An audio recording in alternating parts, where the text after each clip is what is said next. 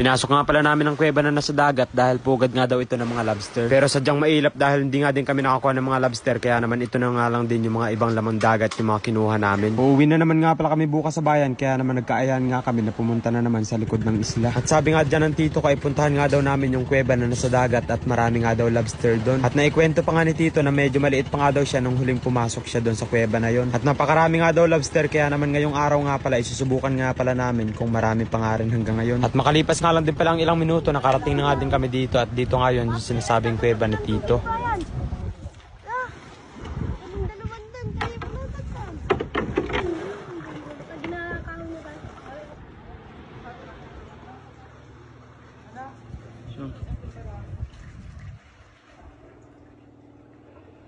At kung nakikita nyo nga pala, ito nga palang sa uluhan namin, ito nga palang kuweba na papasukin namin. Pero hindi na nga din pala nakapag-video yung kapatid ko dahil wala nga siyang dalang flashlight na underwater. At dalawang flashlight nga lang pala yung dinala namin, kaya naman hindi na nga din sila nakapasok. Medyo nakakatakot nga sa loob dahil sobrang dilim at baka nga mauntog kami kapag nag-ahon kami. At sa kasamaang palad nga pala, hindi nga pala kami nakakita ng lobster dito dahil sabi nga ni tito baka naunahan na nga pala kami. At dito nga sa kabila ay may nakita nga din kuweba yung mga kasama ko, kaya naman pinuntahan ko na nga rin.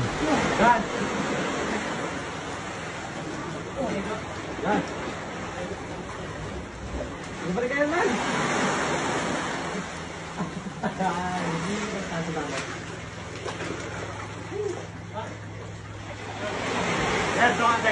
Ganda ng kuweba dito, guys. You know? Laot na laot to. Dito kami dumaan sa laot. Ano?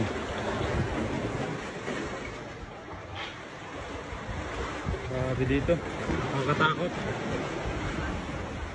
Tapos meron din kuweba doon sa kabila.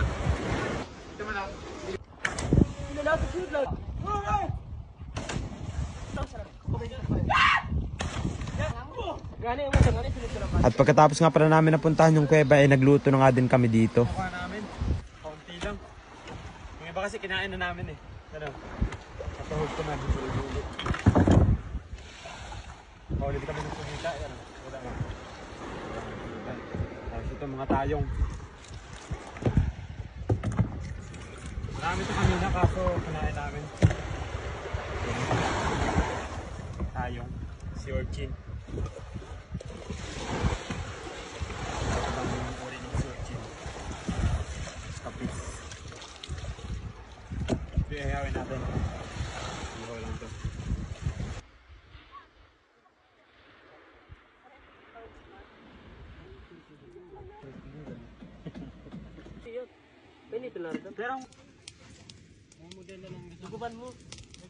Guys, isi-share ko lang kung gaano kaganda dito. Ano? Napakaputi ng buhangin.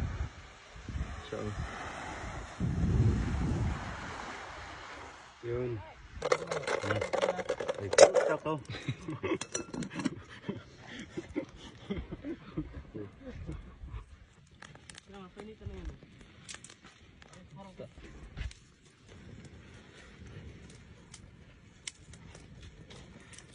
Ito, Frank.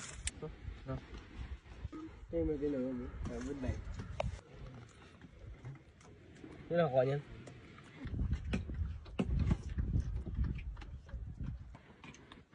Mo! Tanggal lang dito. Sarang mo dyan? Yun.